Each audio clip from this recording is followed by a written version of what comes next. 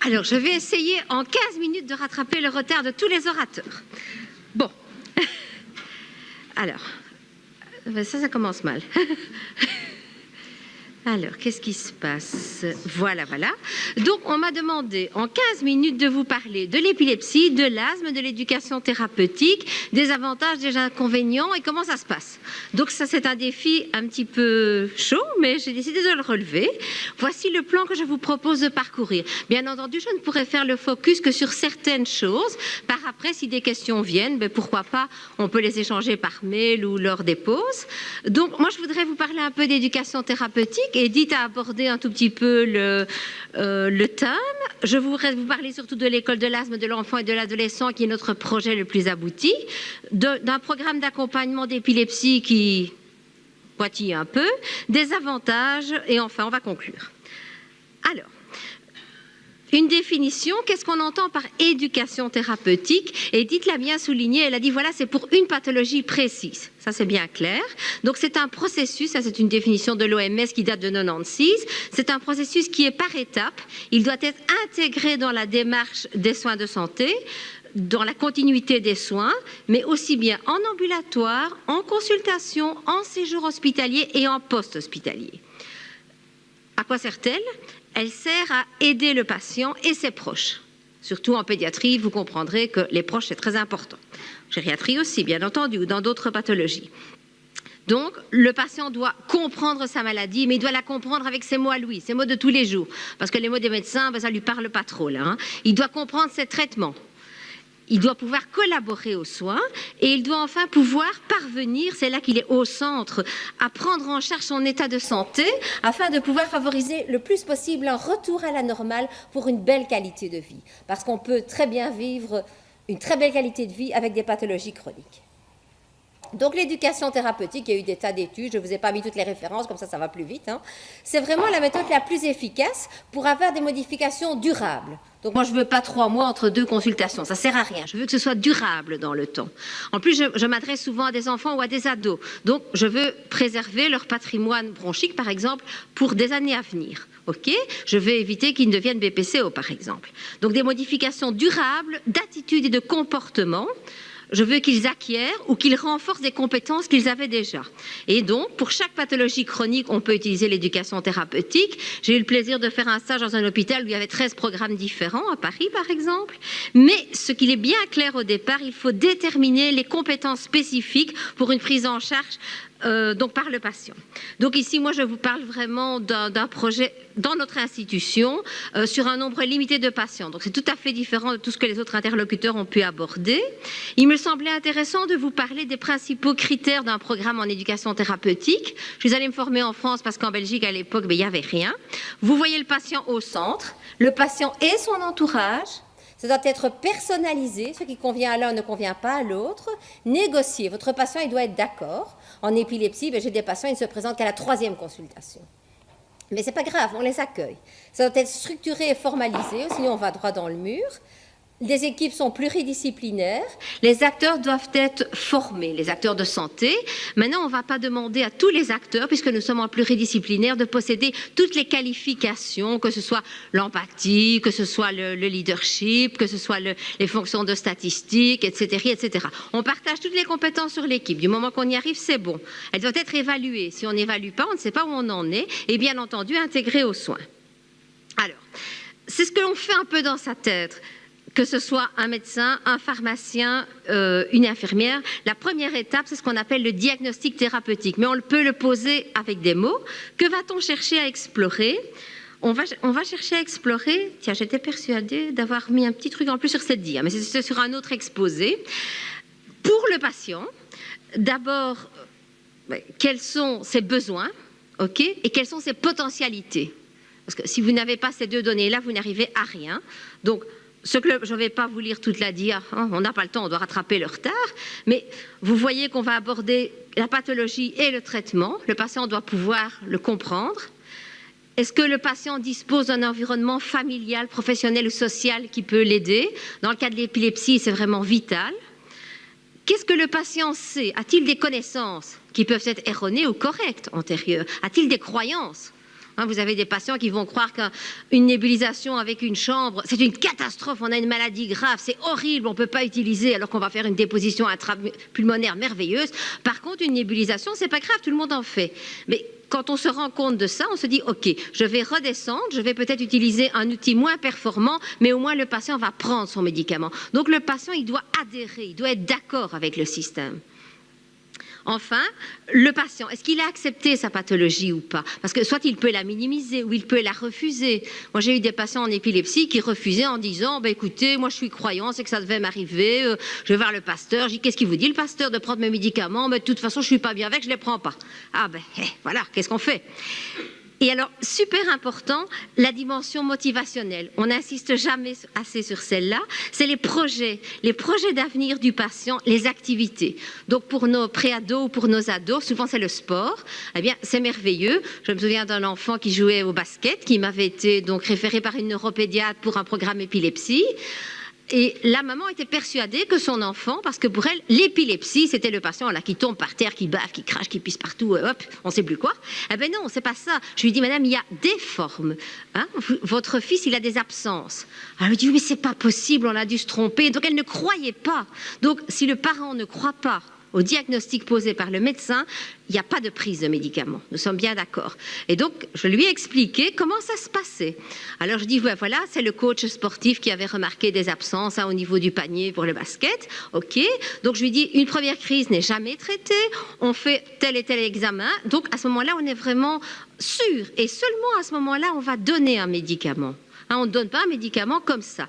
Donc là, le fait de lui expliquer avec des mots de tous les jours, c'était déjà quand même un petit peu plus positif. Et donc, c'est vrai que le jeune garçon, chez nous, dans la région de Charleroi, il y a les Spirou, ils sont quand même bien classés. Donc, je lui dis, écoute, mon petit gars, j'irai te voir au Spirou, tu vas voir, tu vas cartonner. Ah ben, c'est vrai que ça le motivait à prendre sa thérapie, alors qu'au départ, il n'avait pas très envie. En plus, le malheureux, il avait de l'asthme. Bon, comme j'ai aussi des compétences dans ce secteur, j'ai pris 3/4 d'heure en plus pour une consultation sur l'asthme. Et là aussi, je me suis rendu compte qu'il ne prenait pas ces traitements.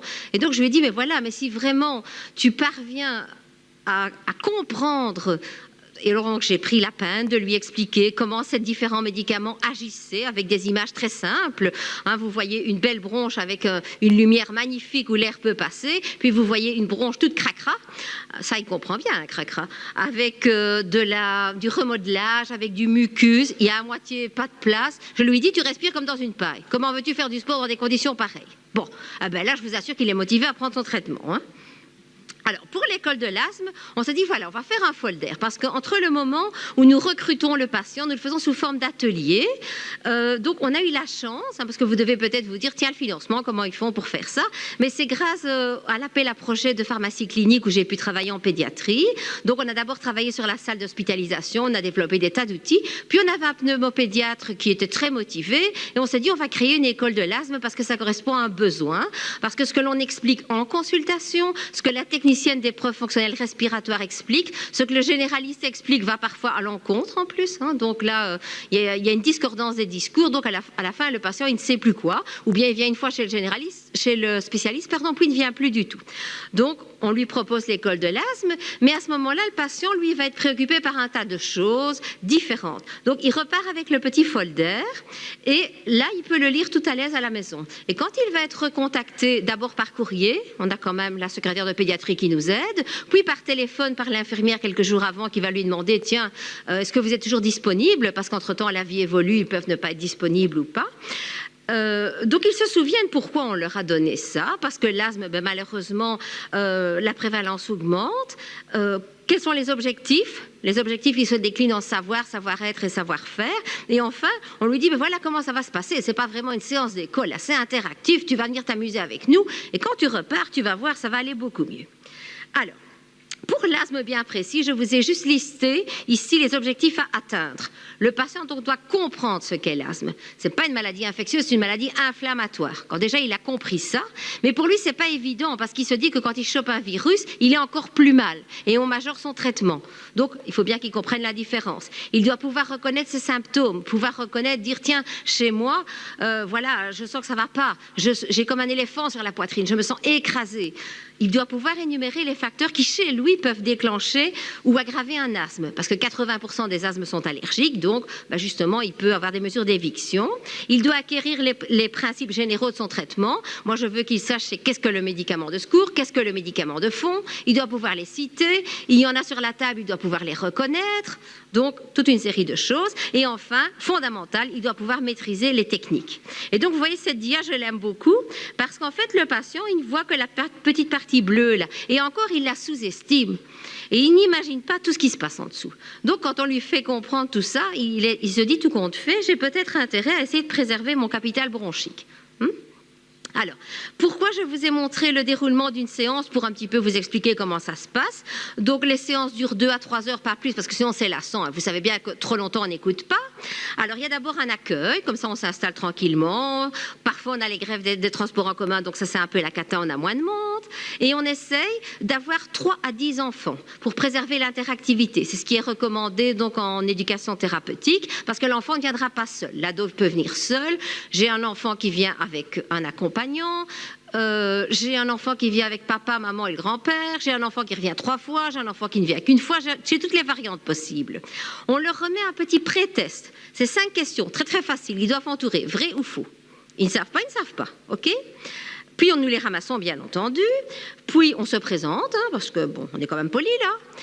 Et alors, on se dit, voilà, il y a toujours des thèmes différents à nos séances d'école d'asthme.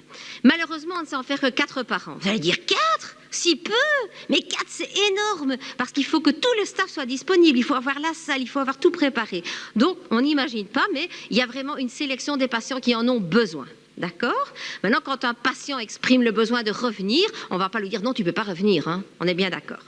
Et alors, on en profite aussi pour recueillir ses besoins. Parce que peut-être qu'il a besoin d'une réponse à une question qu'on ne va pas aborder. Et on ne veut pas qu'il reparte avec une interrogation. Donc, c'est listé sur un tableau. On est sûr qu'on ne l'oubliera pas.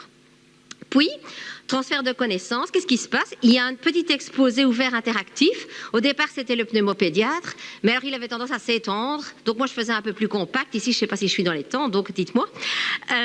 Donc maintenant, c'est moi qui le fais. Et puis alors après, on bouge. Parce que les enfants, ils ont besoin de bouger. Vous savez, les adultes aussi. Hein.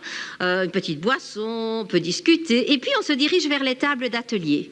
C'est un moment privilégié aussi où on peut se diriger vers l'interlocuteur qui parfois va engendrer le plus d'empathie chez vous et où on va pouvoir lui poser une question qu'on n'osera pas poser devant tout le monde. Donc, moment privilégié, des ateliers ludiques de mise en situation avec des jeux de cartes où il doit par exemple remettre dans le bon ordre toutes les étapes de la technique, des ateliers pratiques de technique, on lui demande comment fais-tu? Il y a des placebos, il montre.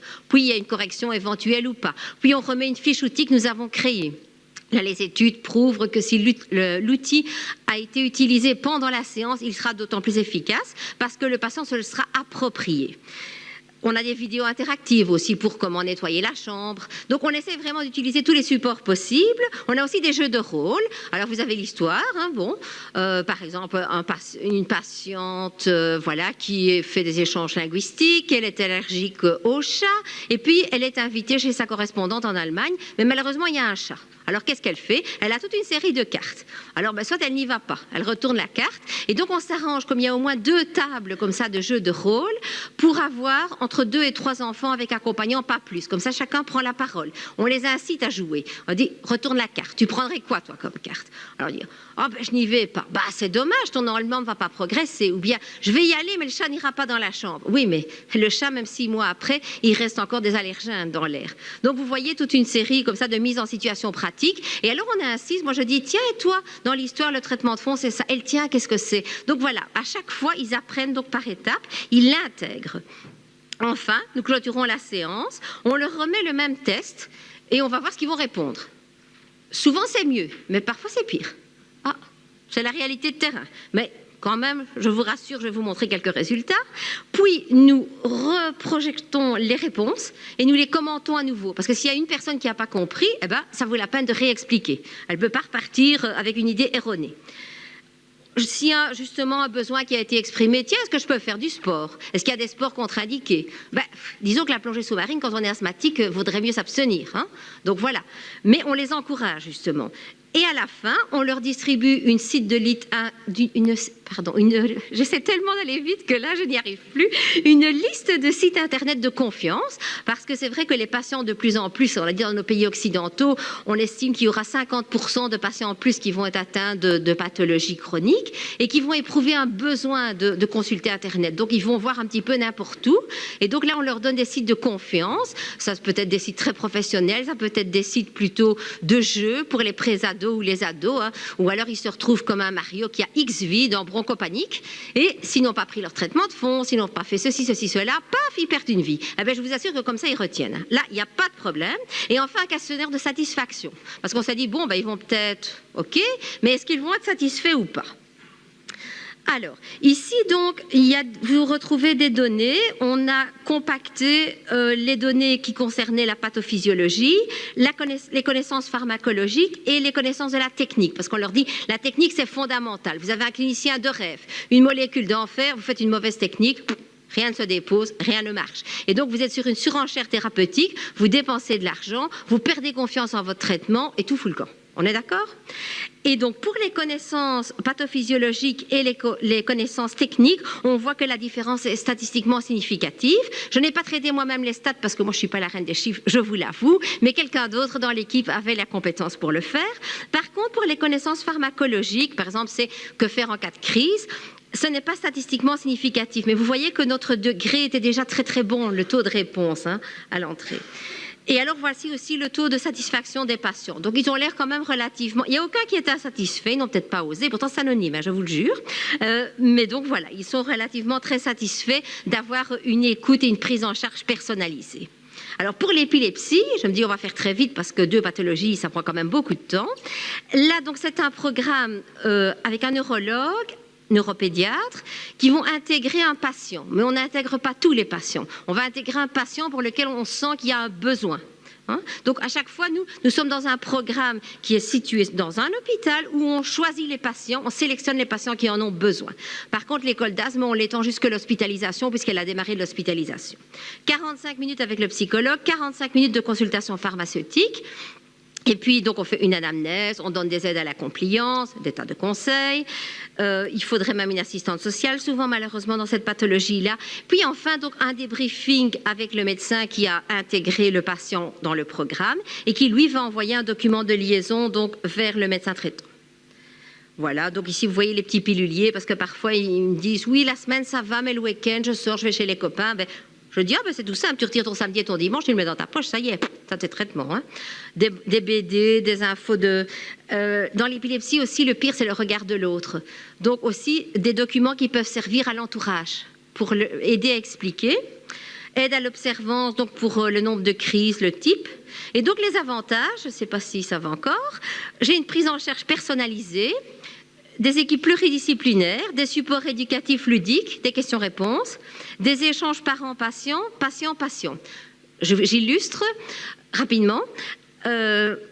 Un papa très inquiet qui vient avec un enfant de 6 ans à un atelier d'asthme. On vient de découvrir l'asthme. Il se dit, ouh là là, c'est quand même grave. Bon, qu'est-ce qui se passe? Est-ce qu'on peut mourir d'asthme? Et puis, il voit une jeune fille de 19 ans qui est patiente de notre pneumopédiatre depuis, qui fait du sport, qui a l'air en pleine forme. Ben, ils ont commencé à discuter ensemble. C'était très rassurant. Et les échanges qu'ils ont pu avoir étaient tout à fait différents que les échanges qu'ils vont avoir avec un professionnel de santé. Donc, vraiment, on essaie que le patient devienne acteur de sa maladie, puisse se débrouiller, tout en gardant, bien entendu, tous ses contrôles avec le médecin et autres, et que le patient devienne vraiment un partenaire. Et donc, je conclurai en vous disant que pour un partenariat durable, on parle d'observance, mais il y a eu donc une enquête citoyenne aussi qui a été publiée en juin chez nous, où on disait, non, ce n'est même plus l'observance, c'est l'adhésion. Le patient doit vraiment adhérer au traitement. Par exemple, si je prends le cas de la pneumo, il y a plusieurs dispositifs qui peuvent vous donner satisfaction, mais si un patient ne se sent vraiment pas à l'aise avec un dispositif, on s'en rend compte, les résultats ne sont pas bons d'un point de vue clinique ni épreuve fonctionnelle respiratoire, il faut proposer autre chose et il sera peut-être beaucoup mieux avec un autre système. Donc il doit adhérer, ce doit être une décision qui est partagée. Le patient ne subit plus le paternalisme, mais non carrément, comment dirais-je, il va adhérer, il va devenir actif et de là s'en découlera une belle qualité de vie. Il me reste à vous remercier pour votre attention et je souhaitais également adresser un remerciement à tous les collaborateurs hospitaliers. Je n'ai pas pu les citer tous. Ça va des directions, à tous les médecins des équipes, à nos pharmaciens candidats spécialistes aussi qui m'ont un peu aidé pour les stats, qui m'ont fait des remarques, aux chefs de service, mais surtout à nos patients qui sont venus, qui ont participé et qui, justement, par le questionnaire de satisfaction, on leur demande aussi qu'est-ce que l'on peut améliorer et qui nous font des propositions pour essayer de progresser de jour en jour. Je vous remercie pour votre attention.